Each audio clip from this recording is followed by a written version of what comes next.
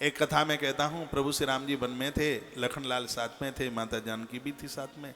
एक पेड़ के नीचे बैठे, जगत को संदेश देने के लिए भगवान ने एक लीला कर दी। वो तो जगत को संदेश देना था।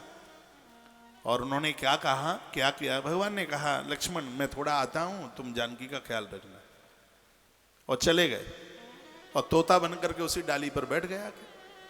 राम जी तोता बन करके बैठ गए उस डाली पर, जहां नीचे उस पेड़ के नीचे मैया जानकी और लखनलाल बैठे थे। वही प्रभु श्री राम जी सुख बन करके और क्या कहने, लखन सुनिए। लक्ष्मण ने कहा तोता बड़ा अच्छा बोलता है। उन्होंने तो ये पता नहीं था कि प्रभु ही सुख बन करके बैठे हैं।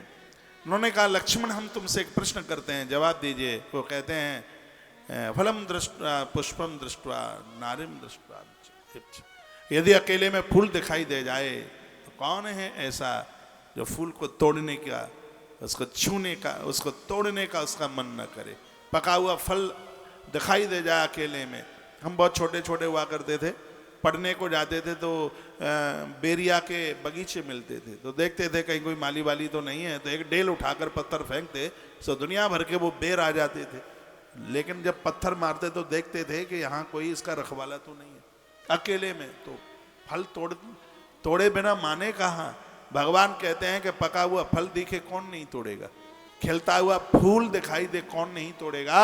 लखन ये बताइए, अकेले में युवा नारी सुंदर स्त्री दिखाई दे तो किसका मन नहीं करेगा उसको छूने के लिए। लखनलाल ने कहा ये तोते तू बिल्कुल सही कह रहा है, तेरी तीनों बातें सही हैं। फूल तोड़ने का मन करेगा, फल तोड़ने का मन करेगा, सुंदर नारी को छूने का मन करेगा, लेकिन याद रखना है तोते, जिसकी माँ हो पतिव्रता और जिसका पिता हो संयमित जीवन जीने वाला, दोनों के माध्यम से जन्म लेने वाला लखन जैसा इंसान कभी भटक नहीं सकता है। लखन ओ तालियां, राम जी तोते में से प्रकट हो गए।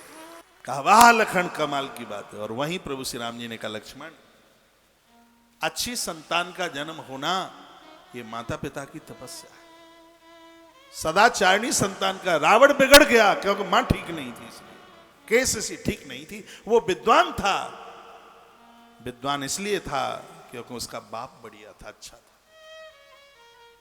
नारी के द्वारा आदमी चरित्रवान बनता है, पुरुष के द्वारा आदमी बुद्धिमान बनता है। तो पिता बहुत बढ़िया था, तो इसके पास अकल बहुत थी, बड़ा बुद्धिमान था। लेकिन उसकी जो मां थी वो राक्षसी थी, वो निशाचरी थी, केससी उसका नाम था। तो इसके पास चरित्र ही नहीं आया उसके। इसलिए चार चीज चार जगह से मिलती है। पिता का दोष होगा तो बच्चे मूर्ख हो जाएंगे, वंश का दोष होगा तो बच्चे कायर हो जाएंगे, स्वयं का दोष होगा तो दरिद्र हो जाएंगे, और मां का दोष होगा तो औलाद चरित्रहीन हो जाएगी। इसलिए माताओं को तो बहुत अपनी संतान के ऊपर ध्यान रखना।